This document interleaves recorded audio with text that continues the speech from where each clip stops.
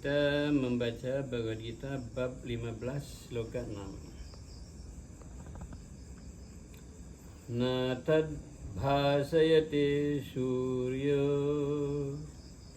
na tad bhasayate suryo na sasanko na pavaka na sasanko na pavaka yadgatva na nivartante yadgatva na nivartante tadhama paramam mama tadhama paramam mama na tadbhasayate suryo na tadbhasayate suryo na sasanko na pavaka na sasanko na pavaka yadgatva na nivartante yadgatva na nivartante tadhama paramam mama tadhama paramam mama na tadbhasete suryo na sasanko na pavaka yadgatva na nivartante tadhama paramam mama. Tempat itu yang merupakan tempat tinggalku yang paling utama, tidak diterangi oleh matahari ataupun rembulan, tidak juga diterangi oleh api. Sesudah sampai pada tempat tujuan tertinggi itu, maka mereka tidak akan dilahirkan kembali ke alam maya pada yang penuh dengan kesengsaraan ini.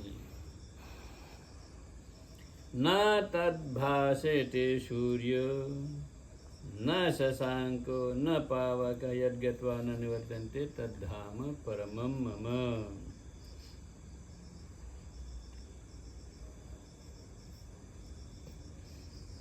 Di sini disebutkan tempat asal muasal kita. Tempatnya Tuhan. Tentu saja Tuhan berada di mana-mana. Dan Tuhan itu satu, ada di mana-mana, tapi ada di tempat beliau di sana, yang namanya Paramadhamma. Apa namanya? Paramadhamma, tempat tinggal Maha Agung yang tertinggi, yang paling tinggi. Itu namanya Paramadhamma. Nah, itu tata padam dat parimargitavyam tata padam parimargitavyam. Setelah orang sampai ke tempat Paramadhamma itu, tat padam, maka orang yasmin gatwa, setelah orang sampai di tempat itu, di Paramadhamma itu, na nivartanti bhuyaha, orang-orang tidak akan terlahirkan lagi ke alam kesengsaraan ini. Nah, tempat itulah yang dijelaskan dalam sloka 6 ini. Tempat suci yang maha tinggi, maha agung, tempat suci nya Tuhan, asal muasal kita. Tempat itu yang disebutkan di sini. Na tadbhasete suryo, bahwa tempat suci itu tidak diterangi oleh matahari. Jadi tidak memerlukan penerangan dari matahari. Nasa sangko, dan juga tidak memerlukan rembulan untuk menyinari, menerangi tempat itu. Dan napawaka, juga tidak memerlukan api penerang, lampu strongking center, tidak perlu. Karena apa? Karena tat paramam dhammam. Paramam dhammam itu artinya tempat yang paling tinggi yang bersinar dengan sendirinya. Tempat itu bersinar dengan sendirinya karena tempat yang maha agung. Sana tidak perlu ada matahari, tidak perlu lagi rembulan, dan tidak ada korek api di sana. Karena tempatnya bersinar dengan sendirinya. Yad Gatwa, dan roh-roh agung, atma-atma yang maha atma, orang-orang yang sangat mulia, sangat suci, mereka itu Yad Gatwa, setelah sampai di sana itu nanivartanti, tidak lagi kembali ke dunia ini. Yad Gatwa nanivartante, setelah sampai di tempat itu nanivartante, tidak akan lagi kembali ke alam kesengsaraan ini. Tadhama, itulah tempat yang maha tinggi itu namanya Tadhama Paramam. Itu parama dhamma, tempat yang maha agung, tempat Tuhan yang maha agung, asal muasal kita. Ya, di sini ini kita hanya singgah untuk melilaklak, singgah untuk minum kopi, singgah untuk bikin warung. Tapi kita semua konsentrasi kita itu pada bikin warungnya, bukan pada tujuan kita bikin warung. Tujuan kita bikin warung, tujuan kita bikin hotel, tujuan kita bikin homestay, tujuan kita menjadi dokter, tujuan kita menjadi insinyur, tujuan kita menjadi pebisnis. Apapun tujuan kita di dunia ini, kita berhentinya pada bukan tujuan dari tujuan itu. Misalnya agama, banyak orang berhenti hanya pada agama. Orang tidak lanjut pada tujuan agama. Itu juga berhenti pada warung.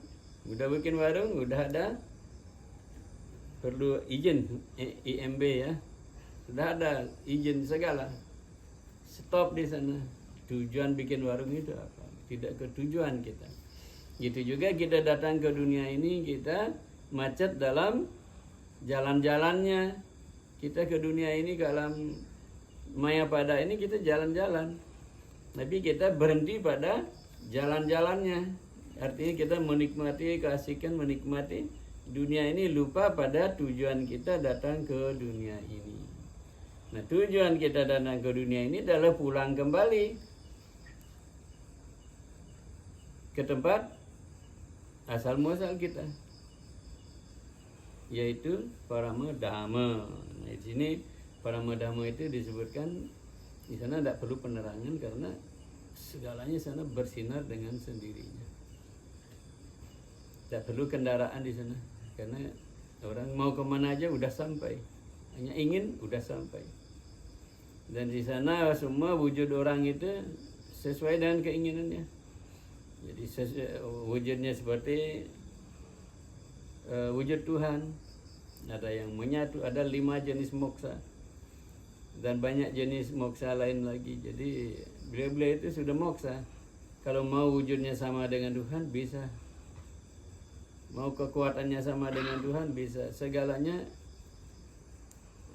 sudah satu di sana di alam Parama Dhamma ini.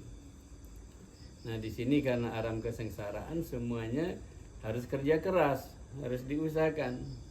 Untuk makan besok aja kita harus kerja. Kalau di sana begitu ingin udah dapat, udah jadi.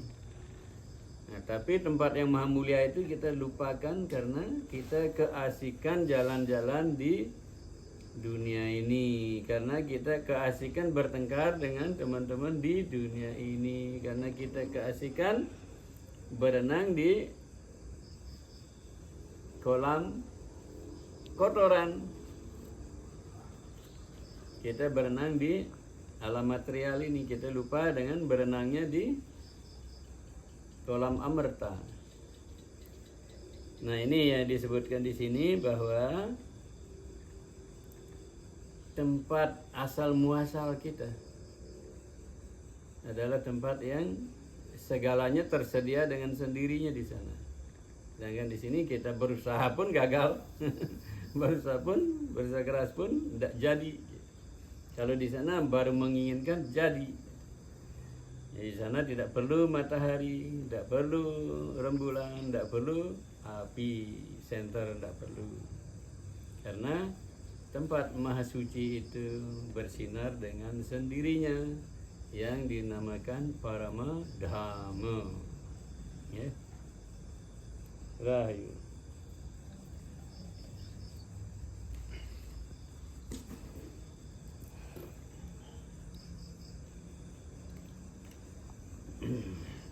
Udah aca mana?